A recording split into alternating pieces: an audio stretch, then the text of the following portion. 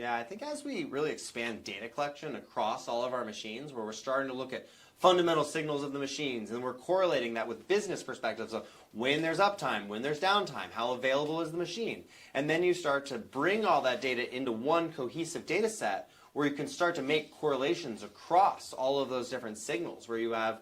motors and you have need and you have uptime. That's where AI is going to really be strong in kind of looking at those complex data sets and then finding those signals throughout all those pieces of data to start to say, hey, when we start to see this cluster of events, it's likely we're going to have an outcome in this way.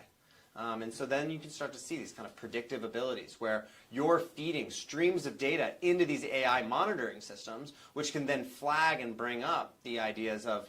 here's a potential issue that you'll see, and here's the likelihood of that issue coming up within this time frame. And so you can start to base maintenance schedules and actions based on the data that's being streamed into these models that have been trained on sets of data that you've been collecting that point to